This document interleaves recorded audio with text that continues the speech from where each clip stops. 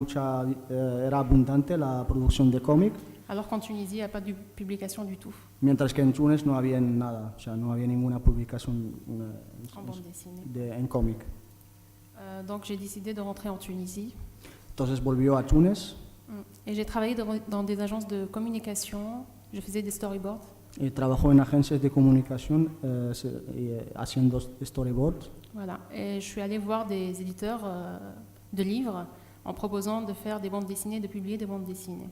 Entonces fue a hablar con editores de libros proponiéndoles que producir, o sea, crear cómics. Donc les éditeurs ils n'étaient pas partants Entonces le rechazaron sus ofertas parce que pour eux la bande dessinée ça rapporte pas de l'argent et l'illustration aussi. porque el cómic no daba dinero, o sea, no era algo que se vendía en Túnez. Donc à côté du travail, je commençais à faire de la bande dessinée, mais pour moi, pour m'amuser. Voilà. Bueno, trabajando hacía también cómic, pero solo para ella, para pasarlo bien.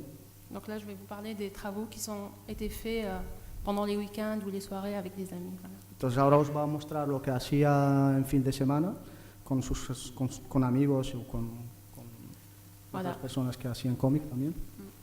En fait, je vais juste faire une petite parenthèse. C'était en 2010 et c'était juste avec la révolution que je suis entrée en Tunisie.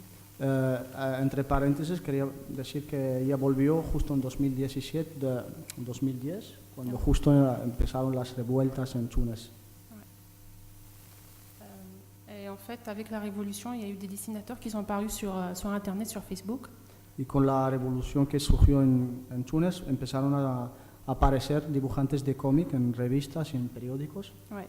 Et on s'est rassemblés dans un premier c'est un premier collectif de dessinateurs tunisiens après la révolution. Entonces crearon el primer colectivo de dibujantes de cómic en Túnez, que fue en 2010. En 2011. En 2011. Okay. Et on a sorti un premier recueil qui s'appelle Comic.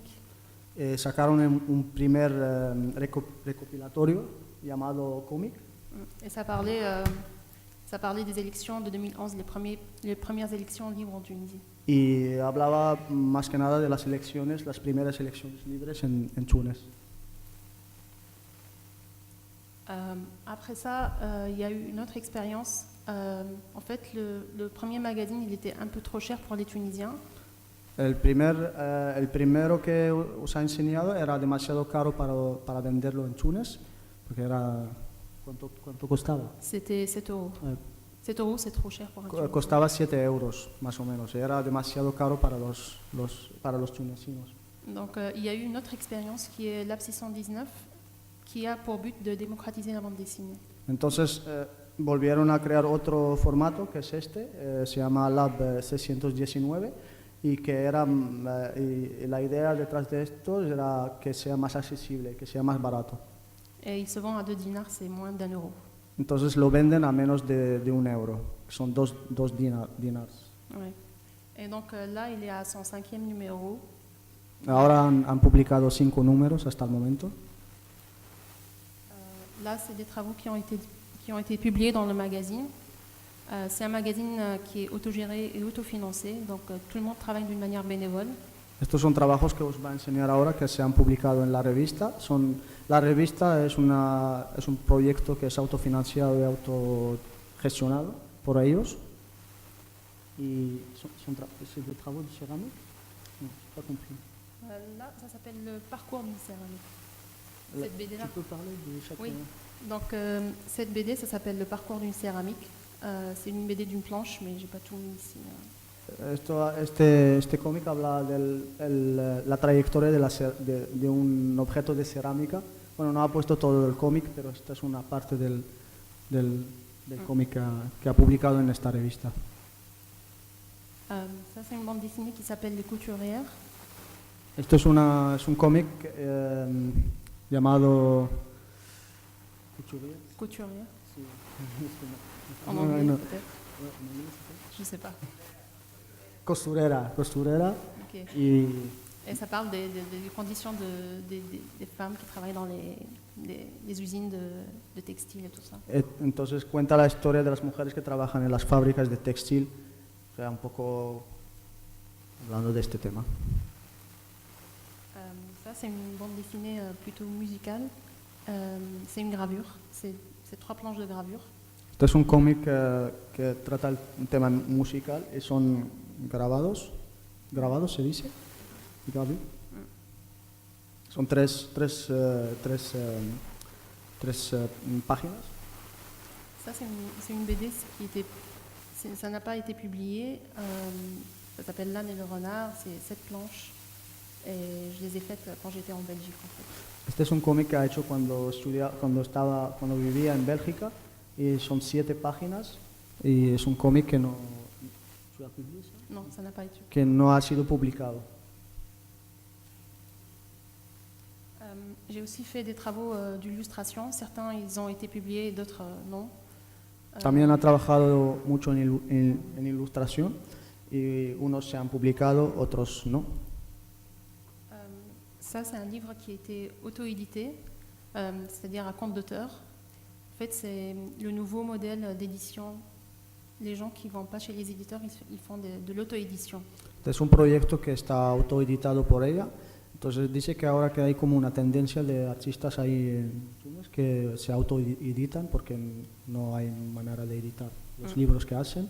Y este es uno de ellos que es un cuento para niños. Oui, c'est un conte pour Es un cuento para niños que ¿cuándo lo hace? Comment ¿Qué año? C'était en 2013, je pense. 2013. Ouais. Ça s'appelle Le rat qui était roi de Tunis-Abad. El título dice el ratón que ha sido rey de Túnez, de Tunis-Abad. Tunis-Abad, oui. Depuis une année, j'ai quitté les agences de communication et je me suis lancée en freelance. Hace un año ha dejado de trabajar en agencias de publicidad y ahora es freelance. Entonces trabaja por encargo. Entonces estos son algunos de sus trabajos. Et donc là, c'est des travaux que je fais avec le ministère de l'Agriculture, avec des coopérations, des commandes. Voilà. Estos son trabajos que hace que encargos del Ministerio de Agricultura y con coopératives. Oui, des coopératives. Joder, ¿cómo se dice? Cooperativas. No sé. Voilà, ça aussi c'est une affiche pour le ministère de l'Agriculture. Este es un cartel que ha hecho para el Ministerio de Agricultura. Et puis des cartes pour voilà. Y esta es una tarjeta de su boda con el vestido tradicional de su región, que es Fax. Voilà. Et ça c'était là, c'est un livre pour la Jordanie en fait. C'était une illustration qui a rassemblé plein de dessinateurs arabes dans un seul livre qui s'appelle Ana Hansen. Esta es una ilustración que estaba publicada en un libro que junta a varios artistas del mundo árabe que tratan el tema. Ana Hansen. Yo soy ser humano, y ella ha participado con esta lámina. Ça parle des droits de l'homme expliqués pour les enfants. Sí, y hablan de los derechos humanos, pero explicados a niños, o sea, como simplificados. Oui. Je pense, oui. Pues ha terminado. Muchas gracias. Okay, merci.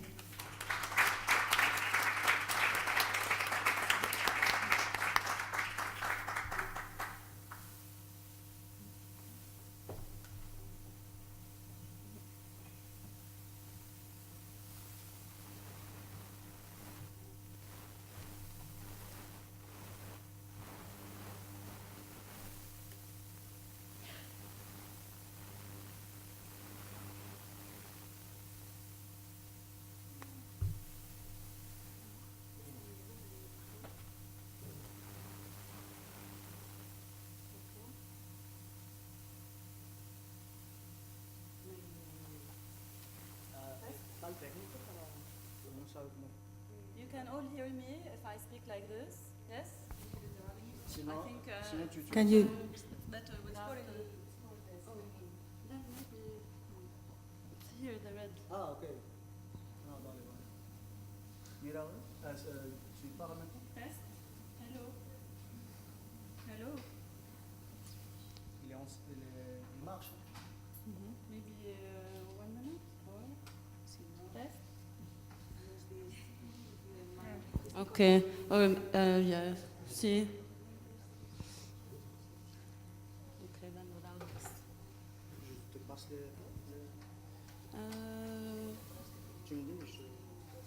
So, hi, my name is Lena Merhej. I'm coming from Lebanon, and you kindly introduced me. I am doing comics. I'm doing also children's books, some animation, but also I'm an academician, so I'm interested also in research and thinking about comics, how we can also push comics to become, and push the medium of comics. I start with this image because it's a story that I will tell you later, but there is something about religion. You can see here there is Saint George. I am in the position of Saint George, and on the top you can see there's some inscription, some Arabic calligraphy, and it says Bismillah ar-Rahman ar-Rahim, which is the introduction of all any Muslim act. And for this, I'm kind of bringing them together to talk about the situation of many people like me in Lebanon who live in households that have different religions. So I grew up, like many children in Lebanon, by reading comics at neighbors or at friends because I'm bored and have nothing to do. So I discovered Asterix et Obelix, and this is a story that starts always with a map of the small, tiny village who is resisting. And I grew up in Beirut, in West Beirut, that also was living this kind of situation. So it was very interesting to me to see that all the time it's introduced by this map, and then it's introduced also by the fight between each other inside. But still, they continue with the story, and then in the end, there's always this big banquet where everybody's celebrating. Later on, I started to read English and a little bit with Mad Magazine, and all the shocking things that I read in Mad Magazine, my God. So one of the things was also in the 90s when I was growing up, it was the scandal of Bill Clinton and all this, and I was so surprised to see that this can be actually printed, that some people can attack the president, can talk about very sensitive issues. Again, later on, I discovered Julie Doucet, and this is an artist from Canada who completely exposes herself and her sexuality to the public with no shyness or anything, and just bringing something very real to the reader, and saying that this is how life is. And I realized that these are things that can be communicated. So I started in a very shy way. This was my first experiment to say thank you to a friend of mine, and she's actually someone who helped us a lot in comics to publish them and all this, and until today she's also very supportive. But then I did a kind of exchange, and this is way before I started. This is really my first comic here, so trying to think, how I can express and bring things out of my head to talk about them. So in 2007, I was doing children's books, and I felt, it was kind of a boom in Lebanon in this field. So there were a lot of workshops, there were a lot of publishers who wanted to do different things, not so many illustrators, but still a lot of meetings between illustrators talking and learning different things. So I felt like I can also speak. I can also write stories, not only draw the stories of authors. So, and I was interested in this and always thinking, what can I tell? And in 2006, unfortunately, there was a war in Lebanon, and during this time, for 2 months, I was working with the children, working with preparing bags for the people who were displaced from their house. And after that, there was a blackout. There was no electricity for 3 weeks. So really nothing to do with this emptiness after the war. There's this kind of a silence and also this anxiety. So I remember this time, that I put all the notes and all the thoughts that I had from this war like vomiting. So here I say, I think next time we will be calmer in the next war. And it was really the conclusion that I wrote from this war that I lived after living it in my childhood, and seeing that when I was a child, my mom was always very anxious. And when I was an adult, I was very anxious, my mom was very calm. So, and then I thought, oh, maybe in the next war, I hope that I will be calmer. But in fact, the situation was it was an urgency actually, because the media, for the first time, it was really, it was immediate. So the bomb is exploding here. 2 minutes later, we see it on the news, and it was really fighting this immediacy. I don't want to know what's happening, but the television is there, the people are there, and the immediacy is there of the war. So the war is not only outside, but also in the TV, and there's this kind of constant bombarding that is happening. So here I say it's all, the war is happening, and it's all live, and it's happening now and now and now, and it's not stopping. And also, I mean, to relive the situation after I lived it in my childhood, and to think about it then, it was almost unbearable to believe. So here the question is, I really feel like we are in the state of war. And this is in a place called Bahumat, where there was no electricity. So even realizing and accepting that there's war was kind of difficult for I think maybe for the generation who lived the war when they were children. So I mean, with comics, I was able to bring out all these crazy emotions and to express this kind of schizophrenia we live in Lebanon sometimes. So here, this is another piece from the same book, the first book that I wrote, which is, I will translate it to you. So from one moment to the other, I feel depressed, and then I feel very happy, and then I feel depressed, and then very happy. And then here it says children in nylon bags, and here children of the people who are displaced, they are playing in school. So basically it was really that. It was at some point you cannot bear it, and then you would say, no, I have to continue, and the same thing with the reality. There are, of course, children who are dying, and we were seeing them every day on TV, but also there are children that wanted to play, and you had to do things with them. So there was this kind of contradiction. So I mean, this book, it encouraged me to do more comics. I realized that I can actually write different stories. It is possible, and after this first experiment, working with 3 other guys. No, can you go back? I need to drink. Sorry.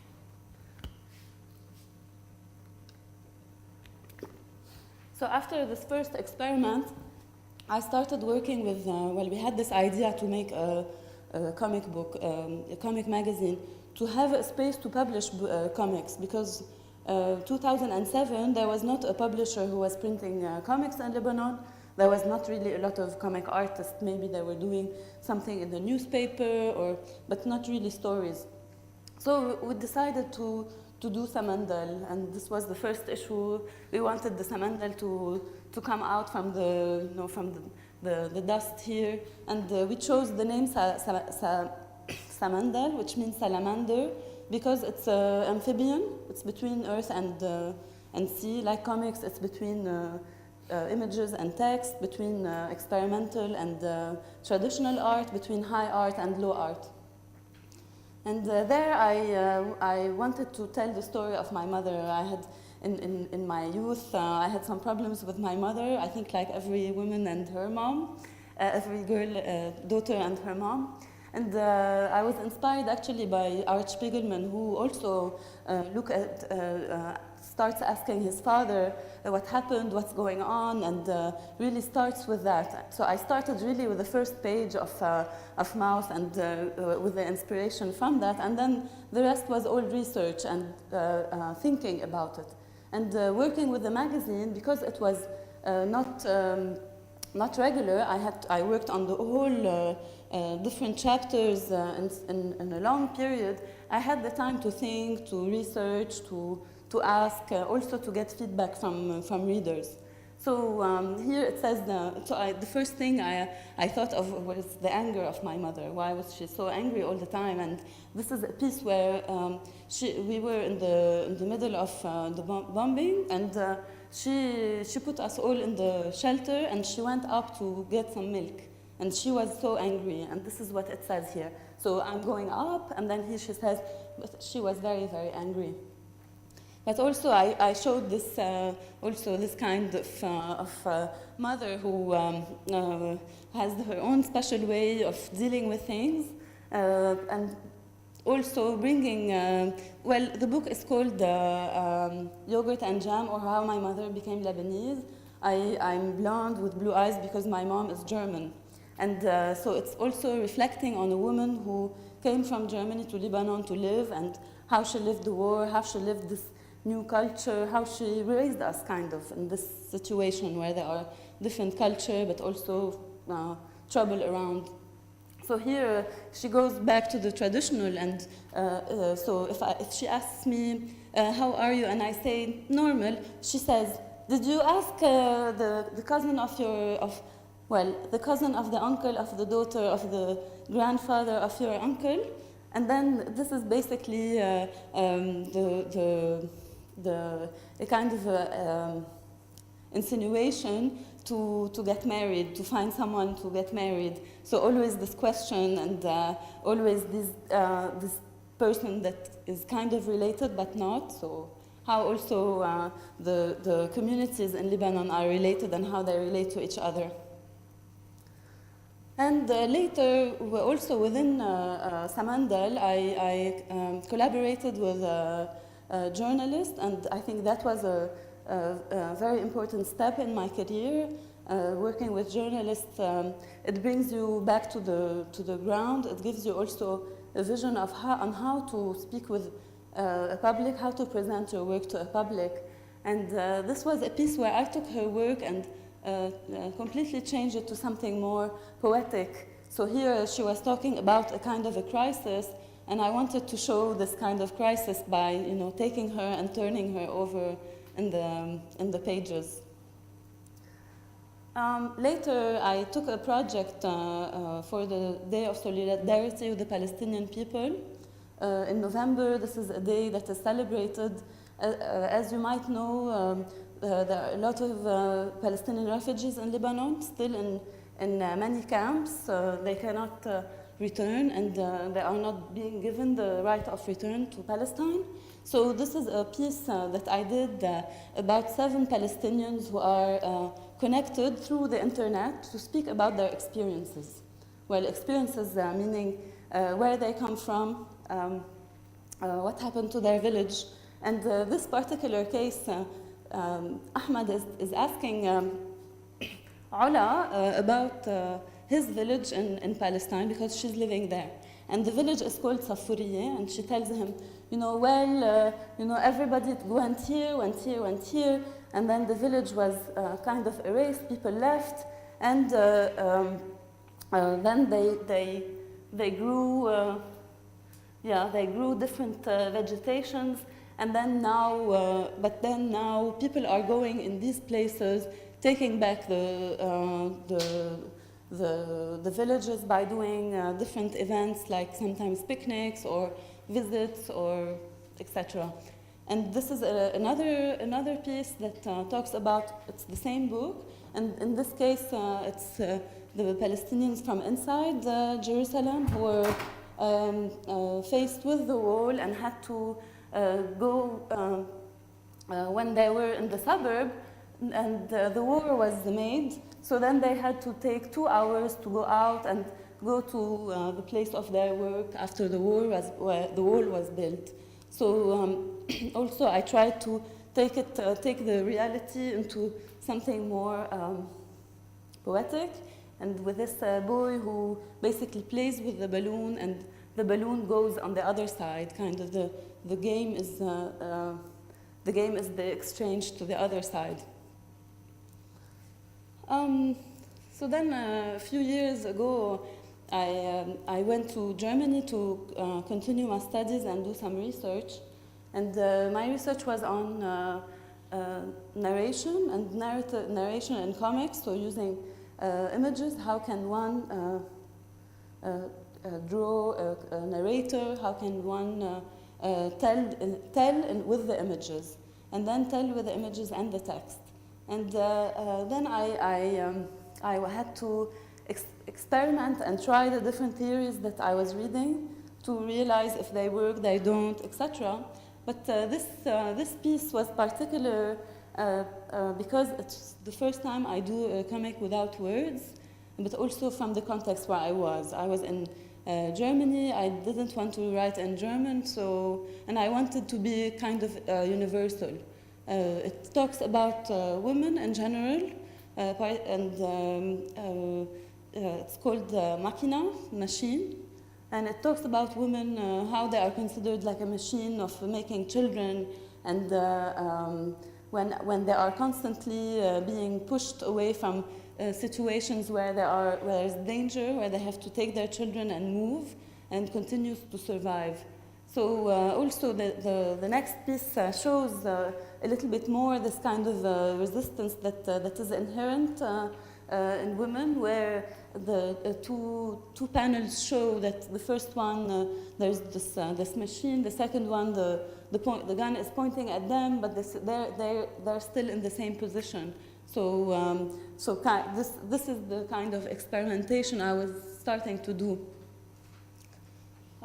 This is also a result of my studies. So what I did is I mapped out all the different instances where there is war.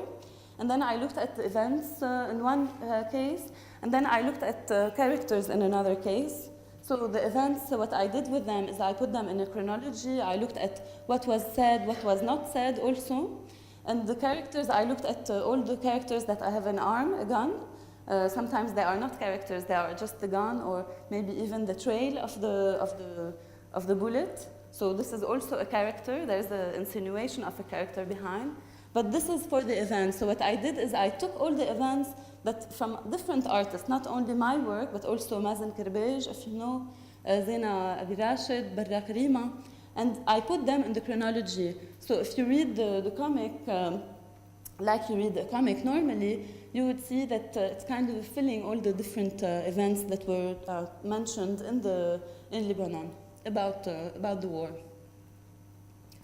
This is a piece also that I made after I came back to Beirut, so kind of getting more interested in the language of comics and how it can express different things. And in this one, I was experimenting with music and with the speed. So, well, of course, with music comes different beats.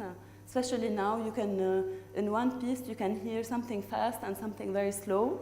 So with this piece, it was like it's a close-up because I wanted to show this kind of contrast to you and show you the movement that is happening in these panels. But ultimately, it's a piece about a struggle of generations that we have witnessed, particularly during these revolutions. There's definitely today a struggle of generations. There's a generation that grew up with ideals, and now there's a generation who is the one who is fighting that does not believe anymore with these ideals. And this is a man who represents an ideal in the culture and the music in Lebanon, and I basically kill him in the end of the piece.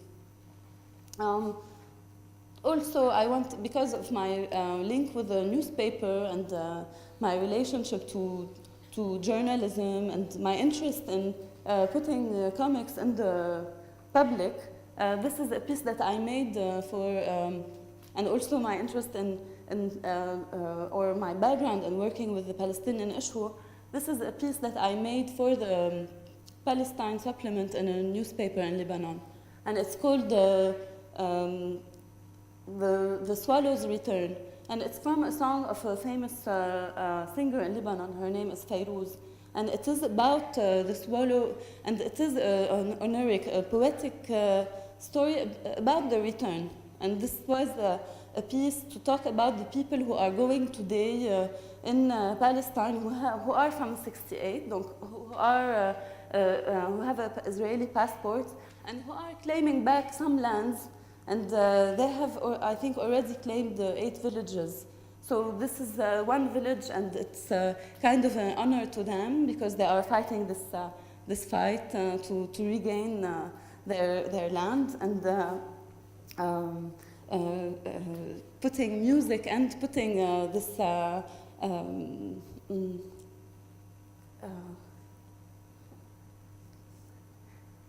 putting music in this piece kind of puts it back in the popular, in the popular. So right now, what I'm doing is thinking that I would like to work with sexuality, the subject of sexuality.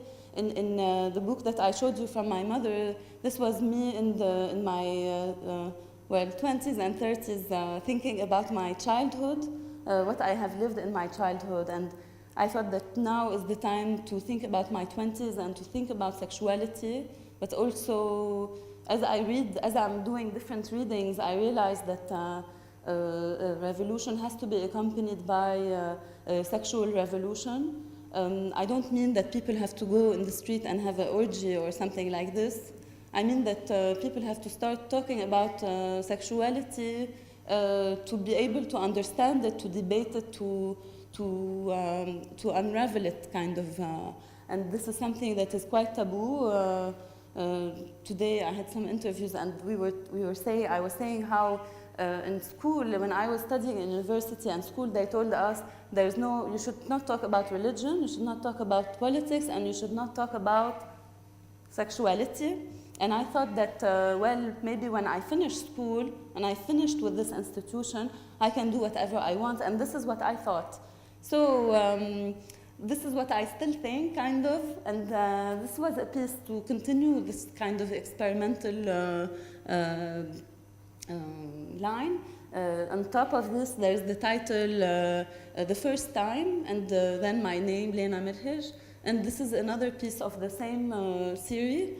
Where I think, start to think, how I can combine different things, how I can, start to peel this onion. So again, this is another close-up where I have different people in different positions, sexual position, coitus, and it says the first time she took comfort, she was very comfortable. And here, the first time, we were very shy. And here, the first time, he was very sleepy. And here, every time, it's the same thing. So it's also thinking about, this first time in a way where everybody has the first time, and this is something universal, and it can be different for each one, and etc. But I was not able to publish it in the Samandal that was coming out because we had a problem. I will tell you more about it. So I had to do something else, a little bit more poetic, kind of allude more to things. So I wrote a poem about the extremes in passion. So the extreme love or in the extreme pain that one has when there's this passion, and play with a kind of a visual illusion. So this is playing with the vagina and with the nipples when they are transformed into fish. So if you see, this is, well, again, you can see it here. And here it says, so just so that I can translate the one before. Non, tu le passes, tu passes, oui. Donc here it says extreme pain or extreme pleasure. And the next one it says, so where is this time? How does this time stops? And this kind of, I wanted to, because this was a full page and I wanted people to stop and look at it effectively. So Samandal, this is the collection we have so far. I'm very proud of it. And we had these 15 issues that were open for contribution. So it's in 3 languages. We invited people to contribute different things that are not thematic. Yes. And then these are the two new books that we have. This is called Sulala, and it's based on the influence of the artists from before, so precedents, but also contemporary artists, so artists from the same time working. And it was edited by an artist called Barra Rima, who basically linked the work of these artists together. And this is the new book. It's called Geografia, and it's an artist called Joseph Ka'i. And what he did is to think about geography, space, how we occupy it, how we visit it, how we go across it. And I think definitely this is something that is very immediate today when people are coming, going, moving, and being displaced, of course. Yes, so I bring you some pieces of a comic that had a lot of polemic, well, not in my circle, but we had a problem with it with the authorities in Lebanon, with the state. In 2007, we published a comic with some other collective in Belgium called L'Employé du Mois, and we did a volume called Revenge.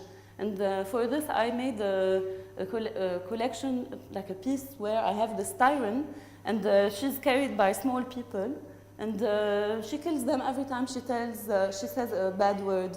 And what I wanted to show is the bad words, literally. We use bad words that are quite violent, and I wanted to show this in relation to revenge. So the piece that had the polemic was this one, and the big word is I want to burn your religion. I don't know what kind of bad words you say, but we have I want to break your head, I want to bomb your life, I want to put you on the clothesline where to dry your, and this one is I want to burn your religion. So as you see, I literally I followed the way one can burn the religion of another, and I drew flames on top of religious people. So it kind of pissed some people, and we were taken to court by the government, so people against Hamandal. And recently we had to pay a fine of $20,000. So now we have a statement online. If you go on our website, samandal.com, samandalcomics.org, you can see more information about this. You can see the comic with which I respond. So the first image that we saw with the Saint George and the calligraphy, this is part of the response to what happened, and you can see it on this. We are doing also a campaign to support Samandal to continue. Please consider visiting it. So thank you very much for your attention and time. And I think now it's for the question.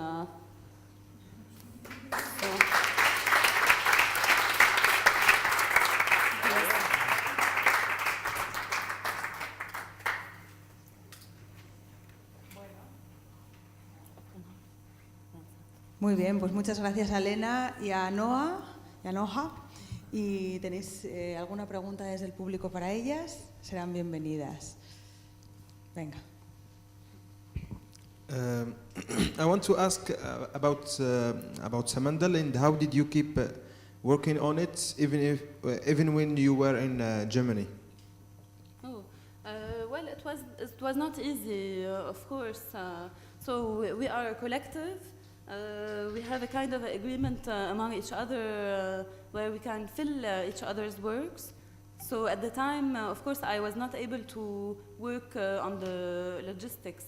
So going to the printer, but I had other tasks, of course, like raising funds. I'm very busy with the Facebook page, constantly updating it.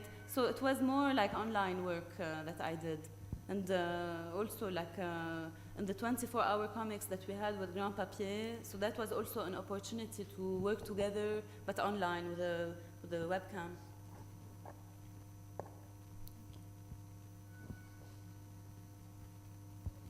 ¿Alguna pregunta más? Also a question for you, Noha. You said sexuality is a taboo.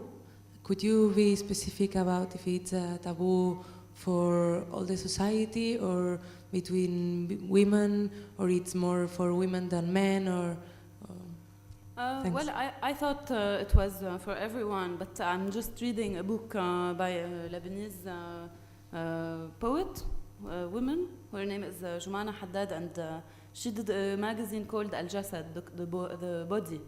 And she says that, well, men, it's very easy for them to talk about sex. It's also well seen, whereas for women to talk about sex, this is scandalous. It directly put her in a difficult situation. She becomes a whore, a prostitute, when she starts dealing with this issue, of course. So, I mean, I was in Cairo last month, and I also talked about this. I said that now it's time to think about this issue, and I was in a circle of Arab artists. The article that came out was she screamed that she wants to speak about sex, and then someone wrote to me, a man wrote to me, and he's like, "You want to have sex?" And in the question of the email. So yes, definitely, when a woman talks about this directly, there's a filtering that happens, and the filtering is negative.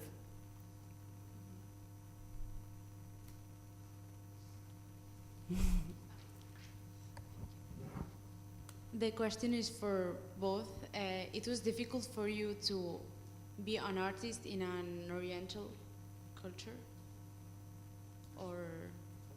Oui.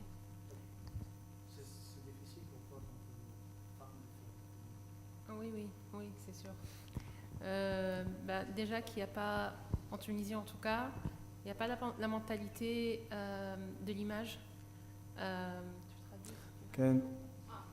Para todo el mundo. Que en Túnez ya por empezar ya no hay esta cultura de la imagen, de que no se consume la imagen mucho, c'est le dibujo. Ouais.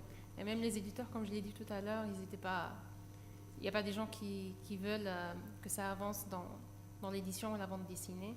Du coup, ce qui fait qu'il y a plein de petites expériences ou d'initiatives d'édition alternatives. Y que no hay editores para publicar cómic, lo que hace que todo el mundo va al lado autogestionado y autoeditado. Et même les gens, par exemple en Tunisie, quand je dis bande dessinée, les gens ne savent pas la bande dessinée et les dessins animés, par exemple. Ils n'ont pas encore, ils ne savent pas ce que c'est la bande dessinée. Y que en Túnez no separa entre dibujos animados y cómic, porque la gente cree que es lo mismo. Donc il y a tout un travail à faire. Que hay mucho trabajo por hacer. Mais ce qu'elle t'a demandé, c'est toi, comme femme qui fait du BD, est-ce que c'est difficile de vivre de la BD, c'est-à-dire de faire de la BD en Tunisie?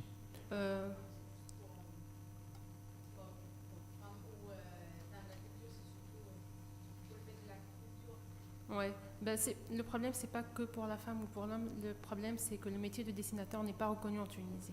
Que el problema en Túnez no es que seas mujer o seas hombre, el problema es que no está reconocido el oficio del dibujante o el cómic como un oficio o como un trabajo.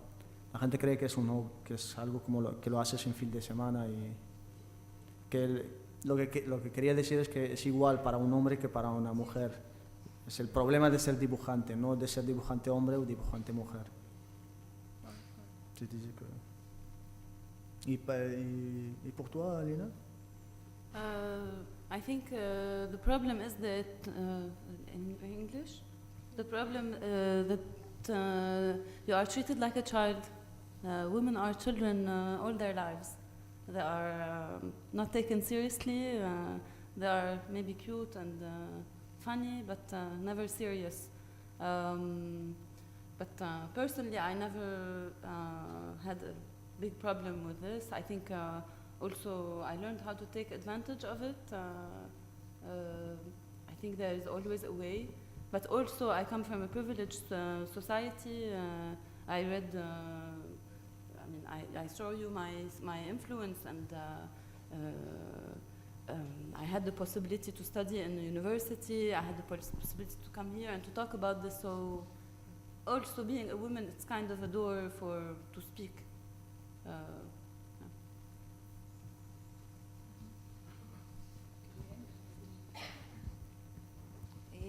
Bueno, I have a question for you, Lena. Sí. Okay. What would have happened if a man, instead of you, would have published your illustrations? I mean, about sexuality or about religion. How would the people receive that if a man would have done that? I don't know. Maybe we try it. I really don't know. Okay, because maybe, ¿cómo se dice machismo? I don't know.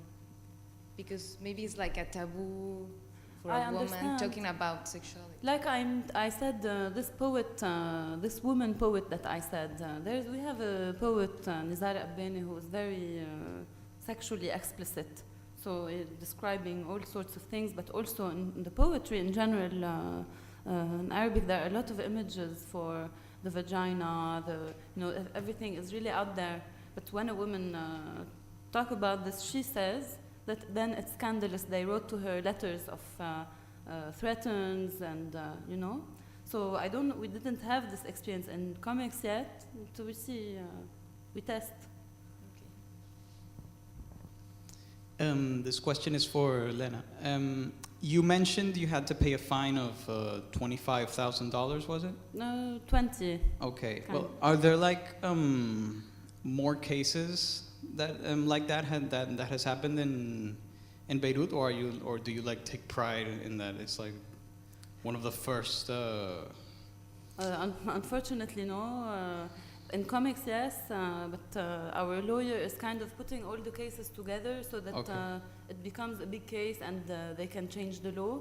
Oh, but there are many. There are many cases where artists were accused of blasphemy, of not respecting the religion, all of this. Of course, there are many. Even until recently, well, in Egypt it was a different thing, right? Not religious. It was worse. Maybe, Muhammad, you can talk about this a little. My colleague from Egypt, because they also had a case in Egypt recently. No. Sorry. No, it's all right, but I think it's not, there's a lot of cases, yes. The thing that the law, or most of the cases actually is someone, one of the readers or something, he reads like a novel or a comic book, or he sees an exhibition, and simply he goes to the court and he makes a porte-plainte. I don't know how to say this. Bueno. Like he complains about this artwork, and then the tribunal, they can bring the artist or the writer or anything, and then he would be fined or he would be in prison. In Egypt recently there was a comic book as well, but actually the writer who was called for the court because of some sexual content in his book. So in Egypt, yes, it's normal, and there's a lot of cases like this. Dates, I think, from the beginning of this, like 50s or something, with this law. Il y avait le cas de Noha Habaieb. Yes, but I think this was more political. It was not about religion, no? No, parce qu'elle a dessiné el dieu. Hubo un caso de una dibujante de caricaturas que se llama Noha Habaieb, que ha dibujado Dios o no, algo en Egipto, y ella fue censurada, pero no llegó a ser un caso así grande, pero que dio un poco de miedo. I'm done, but yes, it's you can find a lot of cases, and also in the, sometimes in the novels, more in the novels, of course, in the cinema, and all the media. But I'm glad to hear that there's like que le están haciendo un seguimiento, that they're compiling all these cases so that one day, fortunately, this will change, right? No, I hope so, yes. It's been 20 years that he is compiling these cases. I mean, yes, the people are fighting to change these laws for 20 years now with different movements. Yo creo que es normal, porque son sociedades, las nuestras, que no están aún, no hay una libertad de expresión así enorme. O sea, no lo tomamos como algo como súper extraño y escándalo tremendo. Es algo como que pasa y dices, bueno, pues tenemos los gobiernos que tenemos y normal que haya censura. Pero bueno, si sobre todo religión y sexo es lo más. Política igual. Je disais que le plus c'est religion et sexe. Le politique, ça peut passer. Hi, sorry for my horrible English. Have you noticed some young people getting inspiration by you in your country and more that want to do what you're doing? Do you see that you can change what is happening that is not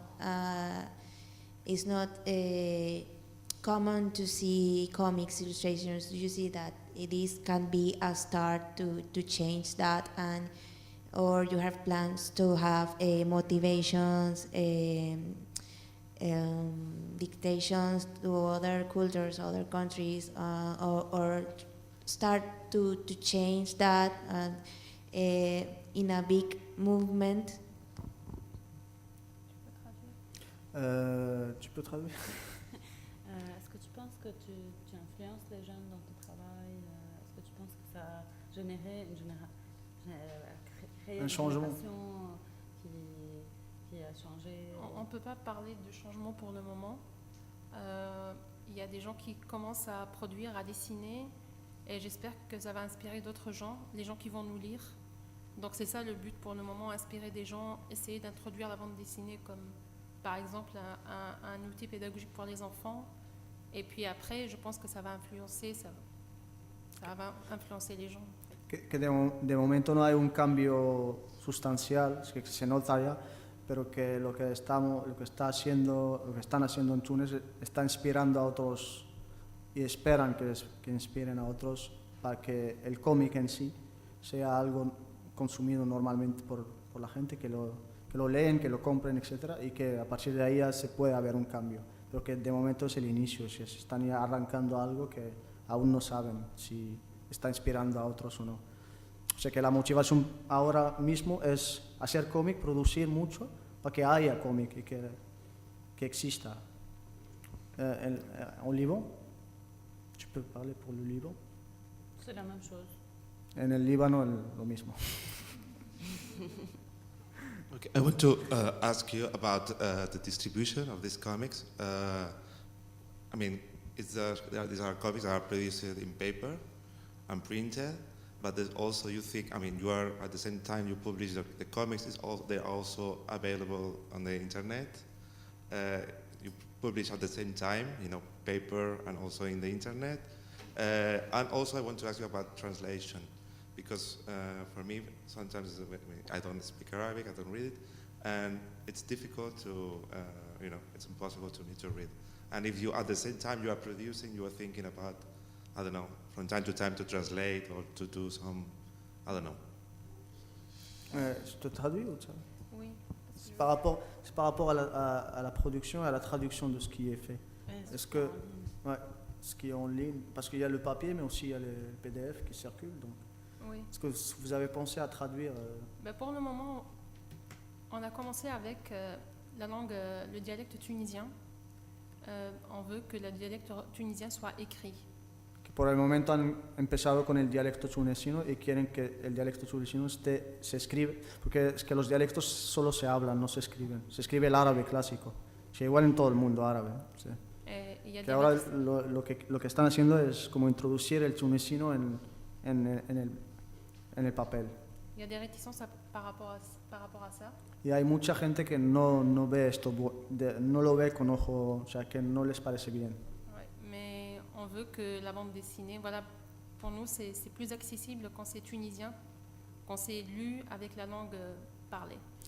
Y para el cómic es el lenguaje que se adapta más, o sea, ellos quieren que el cómic sea en la lengua de la calle, con la que habla la gente. Et il a parlé de distribution, c'est ça? Ouais. Pour la distribution, c'est nous-mêmes qui faisons la distribution. On n'a pas d'éditeur, donc ça reste juste au Grand Tunis. Mais on veut développer ça. Je ne sais pas encore comment on va développer ça, c'est un peu difficile. Y para la distribución están ahora en ello, de momento se distribuye solo en Túnez, la capital, y están intentando como que se distribuye más en otras ciudades de Túnez. Ce n'est pas distribué, il n'y a qu'une seule librairie, il est disponible dans une seule librairie. Que está solo en una librería y solo está disponible en una librería en Túnez. En fait, les Tunisiens ne vont pas beaucoup dans les librairies. Y los tunecinos no van mucho a las librerías, no compran libros. Donc on va dans des concerts, on crée des événements par rapport à... Entonces ponen mesas en conciertos o crean ellos eventos para poder vender. Voilà. Solo para contextualizar que en el mundo árabe hay la lengua, el árabe se habla, bueno, se escribe, se estudia en la escuela, pero el dialecto es otro, es diferente. Entonces hay un dialecto libanés, hay uno tunecino, otro marroquí, otro egipcio. No son lenguas, no son dialectos que se utilizan para escribir. Entonces está el árabe clásico y está el dialecto. Y lo que se hace a nivel de cómic, se utiliza más el dialecto que la lengua árabe, que está en los periódicos, en los papeles oficiales, en la tele, en los telediarios, etc. O sea, para que entendáis un poco. Porque es importante que el dialecto esté presente en el cómic.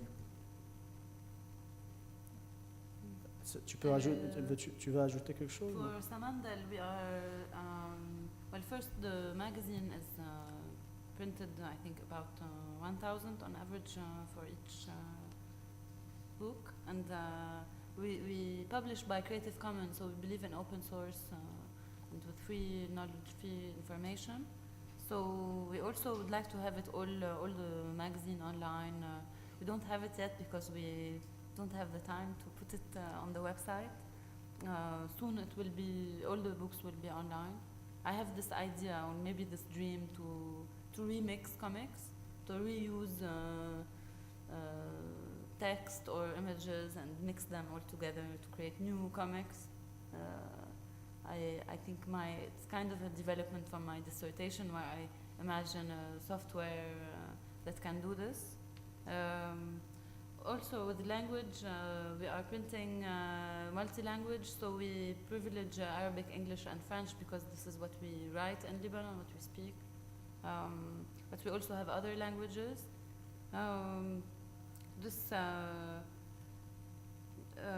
This also, it kind of created a different structure with the book, so unfortunately I don't have the book now with me, but everything that is the book, it opens from Arabic so from right to left, like the Arabic book, but everything that is Latin, the book is upside down.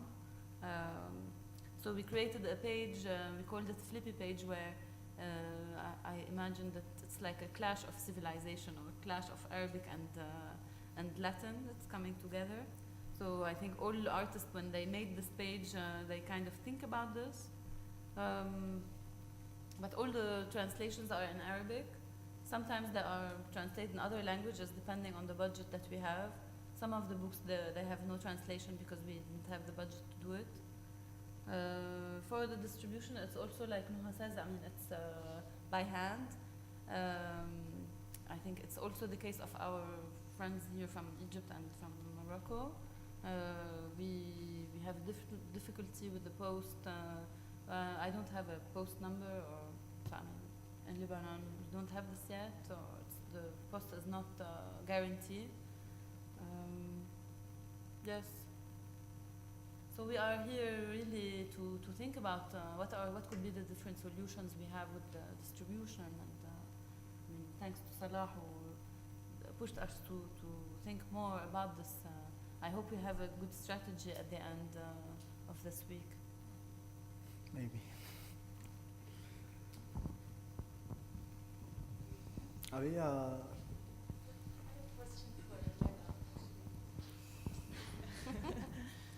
So as someone who's trying to promote freedom of speech in an Arab country where there's a lot of taboos, as you mentioned, with religious politics and sexuality, and then having faced this lawsuit that you did, how will that affect your work from now on? Like, does this create a barrier, and does that mean that you have to be confined to things, or does that actually force you to be more creative in the way you still deal with the same topics?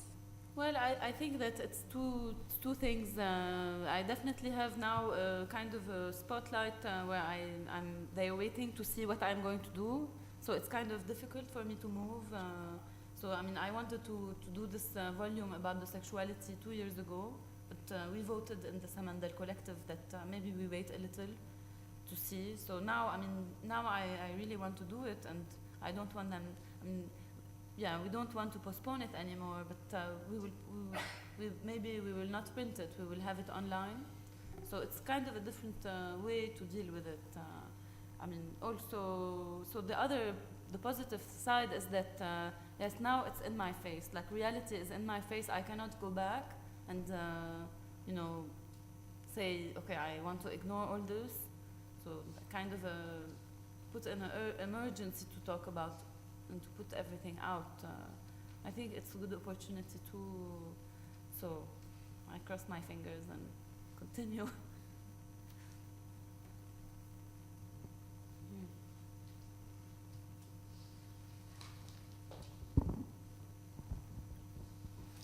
But isn't this a good opportunity, because now you have more media coverage maybe and more attention, so you said you are on the spotlight, so maybe this this attention will be on your favor, not on you, but for you. So if you take a risk, so there is less. I think there is less risk, because you are being followed now, and people are watching what you do.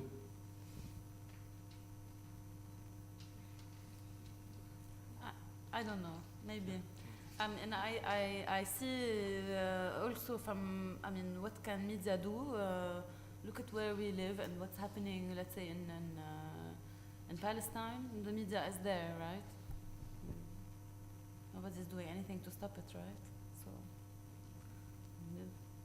I don't know how much one can expose themselves and what cost.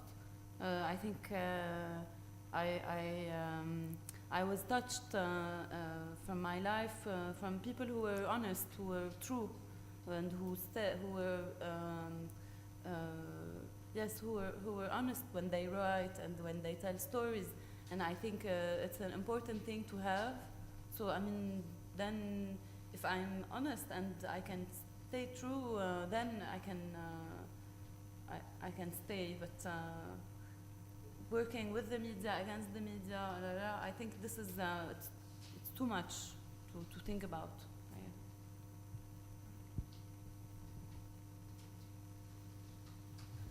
¿Alguna pregunta o observación más entre el público?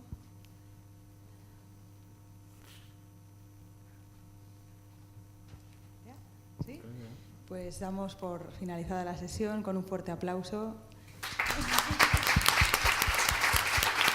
Y muchas gracias por venir a todos, y ya sabéis, si queréis nos vemos en el MACBA el viernes a las 7 o en Fat Bottoms el sábado a las 6. Muchas gracias. Muchas gracias. Thank you. Muchas gracias.